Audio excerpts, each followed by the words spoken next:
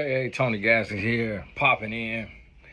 Now listen, I'm gonna tell you, one thing I'm learning in life is that nothing is for sure, nothing is guaranteed.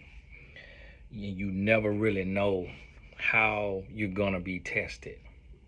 And as I've been coaching today, working with clients, and just kind of seeing and learning from them as I'm learning about myself, and just seeing how spiritual warfare works, and realizing that wherever you can be most effective is where you're going to be tested. Wherever you can have the greatest impact is where you can be tested. And a lot of times we don't realize it because the way spiritual warfare is it sneaks up on us. So it's not this thing, like, you got to think of, like, when people talk about, the art of war. When people talk about that, do you think the art of war is to announce that you coming? To say, hey, get ready because on July 5th, at 5:05 p.m. Eastern Time, I'm coming for you. So have all your arsenal ready, have everything set up, because that's when I'm going to be there.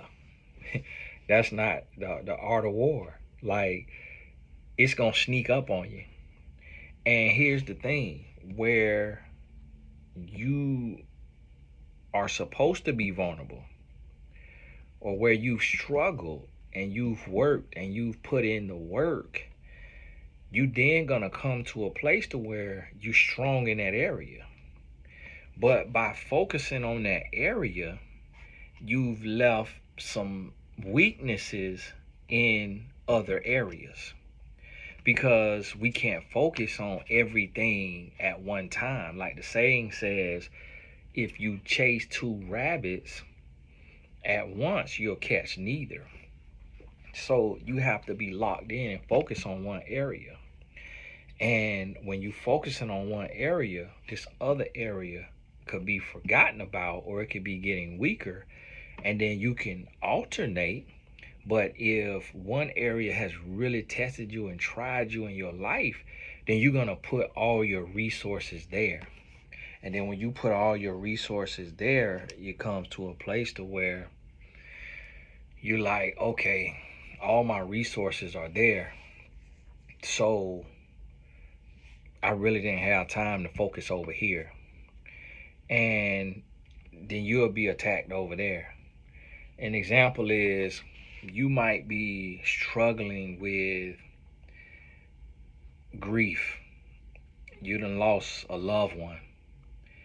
And the next thing you know, you've been working on healing and grieving and just mourning the loss. And then when you least expect it, you get hit in another area, like your health or your job.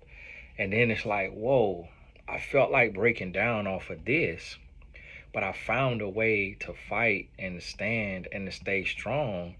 And then I got hit over here. So now, but I'm yet still not all the way strong over here. So now I still was halfway wounded over here, and now I'm wounded over here. What in the world I'm gonna do? And what you have to do is, you gotta rinse and repeat. You gotta do the same thing over again. Sometimes you have to learn how to be cordial, but also learn how to be quiet. See, a lot of times we feel like we have to go into this state in this season of, like, being completely isolated or completely quiet, to the point that just the act of that breaks us down even more. Whereas showing up and smiling, hey, how you doing? But then other than that, you focus on your growth, you focus on your healing, you focus on the work that got to be done. And we fail to realize that sometimes that you can do both. And what you'll notice is that sometimes when people are going through something, the next thing you'll know, they're like, oh, I'm fasting. So then they go through this fast, but they show the fast, meaning they looking downtrodden, they looking exhausted, they looking beat up, and that becomes some attention. They get some attention for that. And whereas that is supposed to grow them and to strengthen them, it actually weakens them, or it traps them because they start to get the attention from being beat down instead of not even showing that they're fasting, so that they're not being treated any differently. They're being treated the same way, but yet they're still getting the growth and the healing and the work, the purpose of the fast. Same thing like when you're in a season. See, sometimes when we're in a season, we shut down.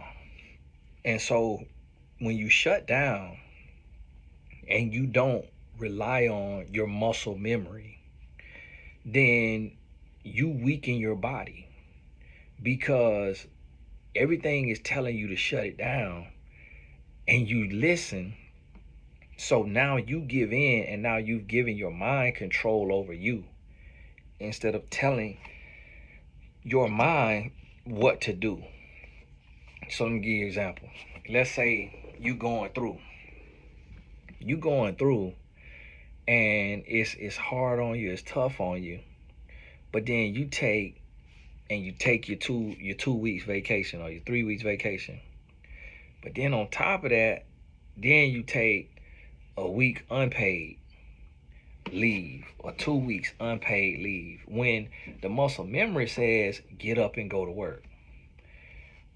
And if you just then rely on that muscle memory, that good habit of getting up and completing the task, just by what it takes to get up, to shower, to wash your face, to brush your teeth, to put on a nice outfit, and to go into the workplace, or if you don't wear a nice outfit, blue collar or something, but to go out and then your coworker just make you laugh.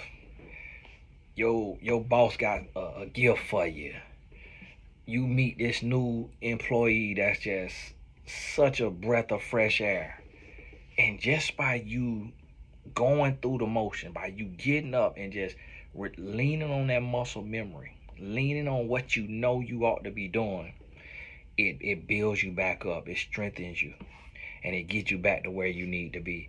So I've seen this happen in several people's lives, and then even in my own life. And what I found is sometimes we have to do in spite of.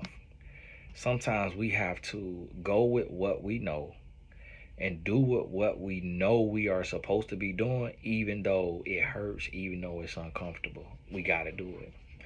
And you'll know that. So it's like this. Let's say you work in sales. I don't work in sales. But let's say you work in sales and you lose a loved one, or you go through a divorce, or you go through some type of illness.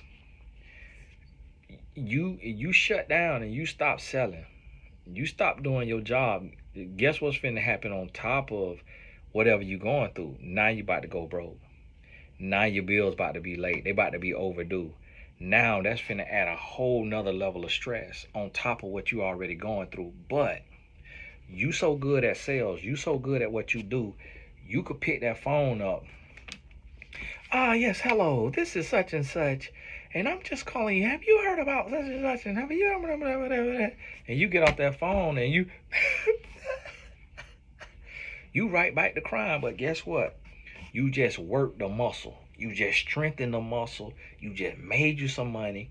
And when you power through the next day, that next sale might be your biggest sale that you'd have never had in the midst of your storm, in the midst of your pain. So understand, it's okay to take your little pause. It's okay to sit still, pray, think, meditate, whatever it is, affirm yourself. But then you got to lean on what you know. You got to do what you know. You got to go with what you know. You got to lean into it, and you got to keep pressing. You got to keep going.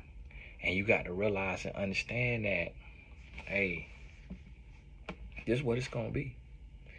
This is what it's going to be, and nothing is promised. Nothing is promised. Nothing is promised. Nothing is guaranteed. It don't necessarily get easier. It's going to be what it's going to be. And you got to understand that when you start to fold, the devil ain't going to take it easy on you. When you go down to one knee, the devil going to hit you with an uppercut. Going to hit you with a right, a left, and an uppercut. And you go to fall on down, the head get close to that ground, devil going to kick you in the nose. When that head hit that ground, devil going to jump up and stomp on your head. So you got to fight. So that means not just praying, but doing. That means getting up and keep going. That means giving. I always laugh when I say this. A couple of mama said this, manipulate me one time. She write me, she needs some money, and I'm like, Mom, listen, I ain't got it. You should give from your lack. I said, what? I was fire hot, but then I took it out, applied that in other areas of my life, and I'm like, hey, yeah. So like right now, I'm lacking right now. Right now I'm lacking, but I'm still giving. Because I know that in the midst of me encouraging you, it's encouraging me. Because if I just fold under pressure, this week I've been having to pay other people's bills. I'm paying other people's bills, but still got my own bills to pay. So if I just fold under pressure, guess what? The adversary get the last laugh. The devil win. That's what happened. He gonna drill my head into the ground. But I got to keep going. I got to keep working. I got to keep living my purpose. And I got to show the adversary that I believe what I say I believe. So if I say I believe